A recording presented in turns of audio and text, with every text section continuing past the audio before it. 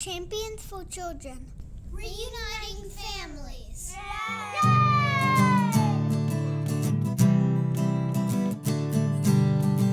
Welcome to CLU, reuniting families for me and you. Welcome to CLU, for the safety of children and the parents too. Welcome to the CLU Show.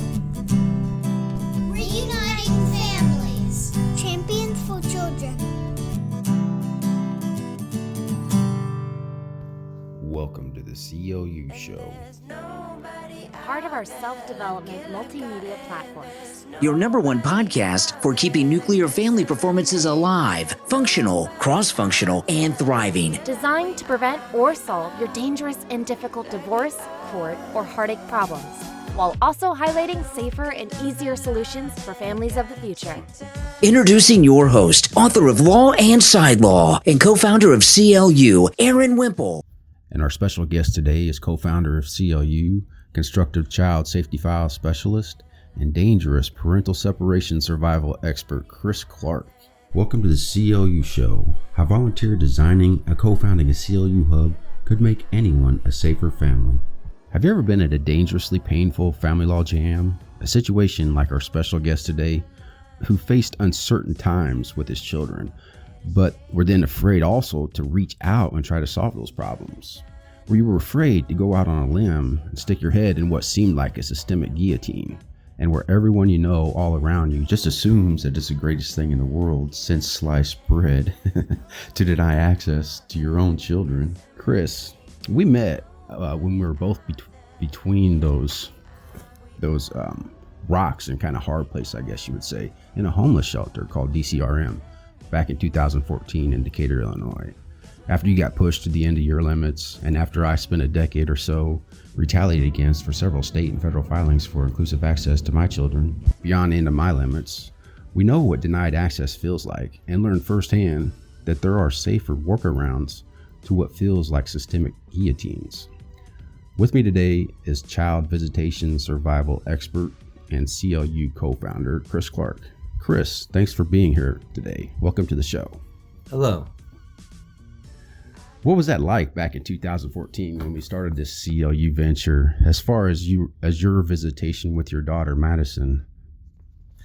It was really hard. There was just no being able to see my daughter. Her mother wasn't having it at all. I called the police multiple times to get them to do something about it. They told me they couldn't do nothing, and it was over with. And now, after all that, you recently experienced a successful milestone, and we'll get into that in a little bit. But no one expects what happened to us to happen at all. It's just unimaginable. Yeah, really unimaginable. I mean, how can someone take your child from you? You know, if I took my child from her, she would be destroyed. Maybe. I'm not sure. But I mean, I was destroyed from her taking my child from me. And by destroyed, you mean that that's what it feels like when you're in that situation. It just kind of grinds your life to a halt and destroys. Yeah, it just grinds at you. You think about it all the time. There's no getting around it. You just have to deal with it until you can make something happen. Yeah, and that's really sad. I think that's where a team of some kind of comes in play to help you make that things happen when you're at that limit. Yeah, when you're trying to make something happen like that, you don't really want to deal with the court system, and I mean, it's all set up against you as a man here in Illinois, and there's just no getting around it. Sure. And now today, fast forward 7 years, you almost had a court-ordered full custody? Yeah, almost. But instead, that full custody, you and Madison's mom did agree to a joint custody deal now? Yeah, I don't think we really agreed to it. I wanted to get full custody, and the judge would not do it, my lawyer told me. And so he set what is in paper now for me to get custody every other weekend and Wednesdays. And that's how it'll roll. And then I get holidays, everything, every other, just different things. But it's a lot more than not having her at all. Yeah, from where it was, that is a successful milestone. Yes, it is. Yeah, and a lot of people at CLU walked on this journey with you, and they said they felt like interviewing you today was going to be like interviewing Mike Tyson after one of his championship bouts. Was it really like that? I mean, socially, emotionally, and financially? Yeah, most definitely, and I really didn't know what to do completely. And then, finally, after so long of dealing with it, I just went ahead and took the money and gave to a lawyer and told her that I wanted to get custody, and we ran at it. But that's how bad things are too with my kid's mom. She wouldn't even let me see my kid while we were going to court, so we had to go to court, and the judge had to tell her that she had to give me my daughter. It's just, I don't understand none of it. Oh, yeah, it's just gut wrenching. But I wish my reality could have ended as civil as your case ended. But how did that feel, Chris? Yeah, it felt great. It was wonderful. I about fainted kind of when they told me that I was going to get that time. But, I had already went to court when my daughter was a baby and got every other weekend and Wednesdays. And then her mom, throughout her life growing up here, she just takes her away and knows that there's nothing that can be done until I go take her to court. Yeah, this recent decision had to be a huge change of pace, like in a great way. Oh, yeah. Well, look, now we're together again, Yeah. So, yeah, it's wonderful. Great. Yeah, and here we're blessed by his daughter, Madison. I mean, the bad thing is that it took like $5,000 or $6,000 to get it done, Yeah, it usually is the biggest budget, they say, usually wins these issues. Some other people, that we've been involved with, that paid way more money, and their court date went on for a couple years. Right. And Madison, thank you for joining us today. Hi.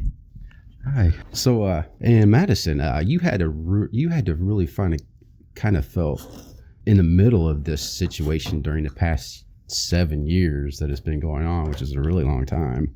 How do you feel now compared to going through all that? I don't know, like not as much pressure. Be with my mom and my dad without hurting anyone's feelings. That's awesome. It's awesome. So you felt kind of afflicted emotionally about how maybe you felt those situations at school when both parents couldn't be at an event at the same time, or kind of holidays like it's Christmas season right now. You couldn't be with both your parents. Yeah. Is there anything you want to tell your dad about going through all that you wish he knew? That every time his lawyer would say something, my mom would come home and get mad at me over it. Oh, I'm sorry to hear that. Yeah. Did that make things even kind of worse? Yeah, kind of. Because she tried to tell me my dad would be able to take care of me like she could. Oh, I'm so sorry to hear that. It had to be tough. Maybe that's something us adults need to know, though. Yeah. Like for sure, she's saying, I think. How about your mom? Anything you want to tell her? Any love you want to share with her right now? That was our next question. How about your puppy dog sitting here loving on you right now? Anything you want to share with your puppy dog? She's annoying. She's annoying. Dad said she loves you. Well, thank you, Madison, and I'm glad to hear that God's made you so resilient. Yeah. Thank you.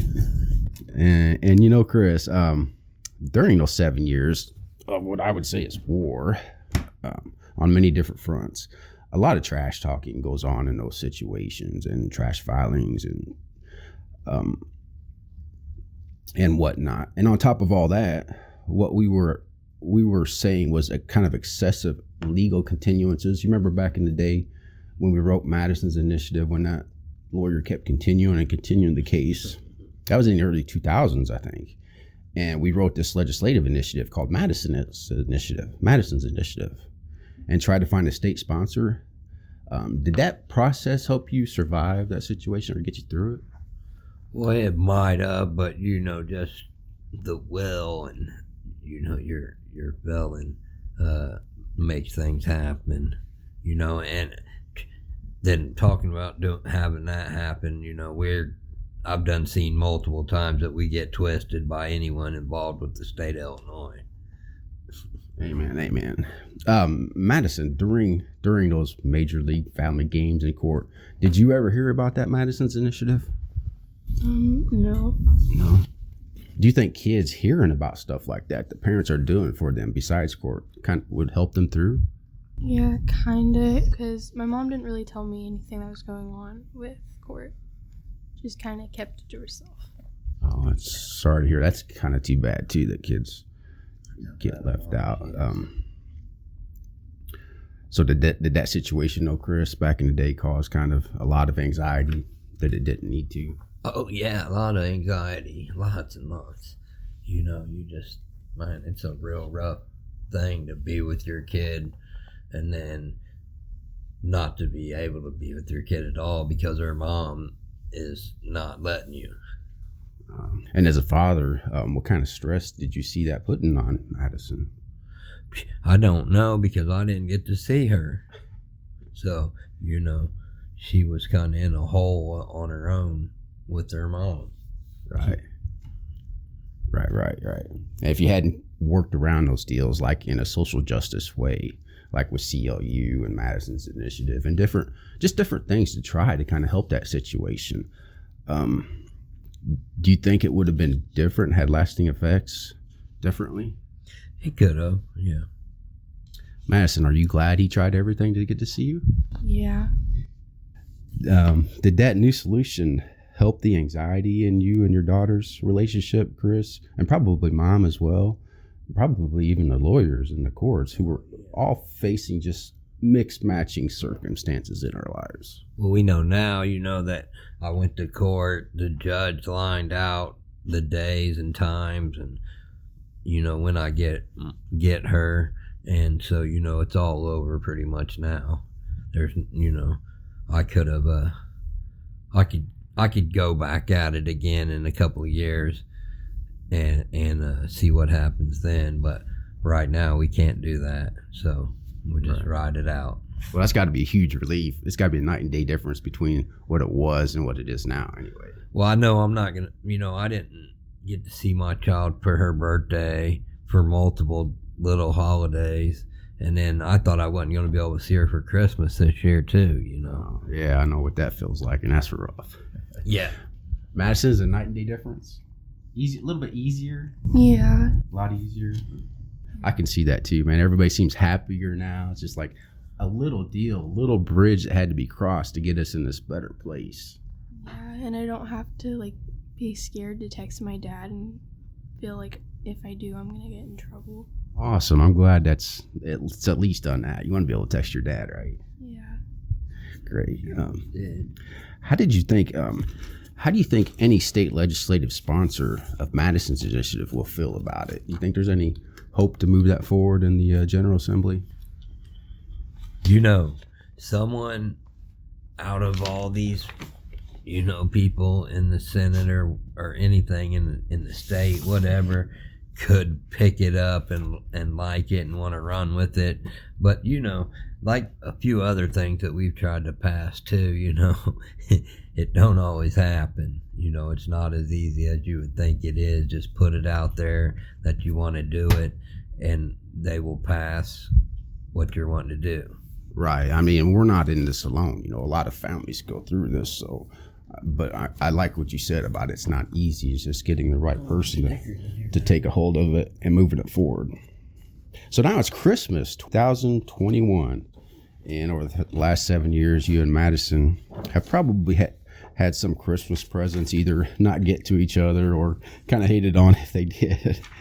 How do the rest of your two's Christmas gift exchanges look? Do you think it'd be better? Oh, yeah. Yeah, a lot better, because we won't miss out on no times or dates. Madison? Yeah. Think that'll be better? Yeah. Do you think that legislative initiative called Madison's Initiative help wake some people up to any problems we have in society? Aaron, we've been at this for a while now, and people are just so scared or unwilling, or they just don't want to deal with this stuff. If people are not involved in this on their own, then they're not even wanting to pay attention to what's happening to other people, really. Because it's not happening in their lives. Their kids are with them every day. Right.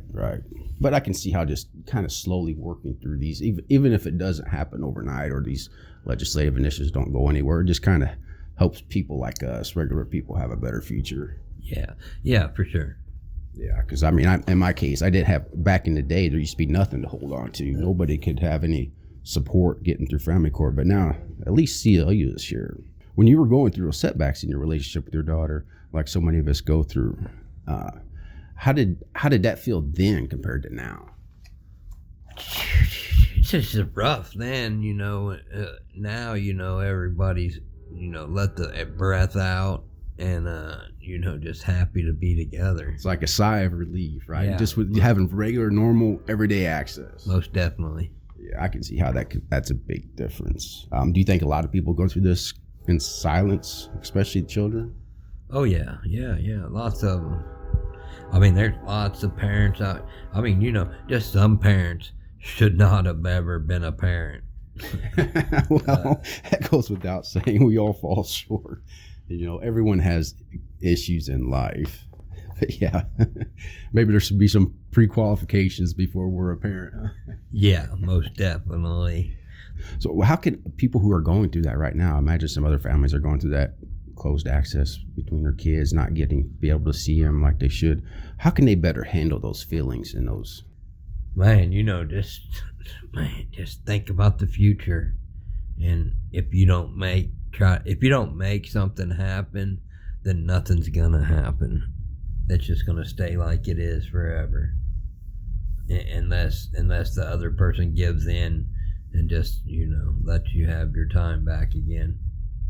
Would that have helped you back in the day if you'd heard that? You have to do something. You can't just sit back and not do.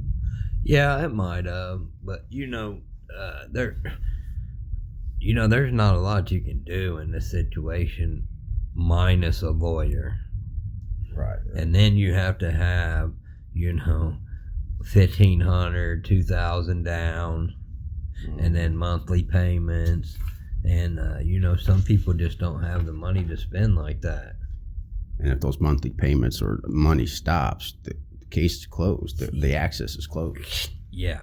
Okay, so now your connection with your daughter has been restored. How do you attract, invite other people to do the same? Maybe consider CLU if they need a group in their area, or kind of just do the same. Most definitely. We've been running CLU now for a long 5, 6 years, 7 years. And, I tell people about CLU all the time and to look it up, look into us. We can help them. And, we just go from there. So scared, though, to want to fight. They don't want to fight it. They just want to let it be what it is. Well, it's almost too intimidating sometimes. You not only have that financial barrier to fighting, but there's also situational barriers. Maybe people have to work, can't take the time off work, or maybe people don't have the social security they need to push forward or something like that. Madison, do you have any advice to help attract or get parents involved in fighting more for their children? Just try to think of what the kids are feeling and what you think's best for them and yourself. That's great advice. You were saying because even if you're scared, you have to think of what your child might want or what's best for them. So, not to hold back on what you think is best. Awesome. That's great advice. We'll be right back with the conclusion of how volunteer designing and co-founding a CLU hub could make anyone a safer family.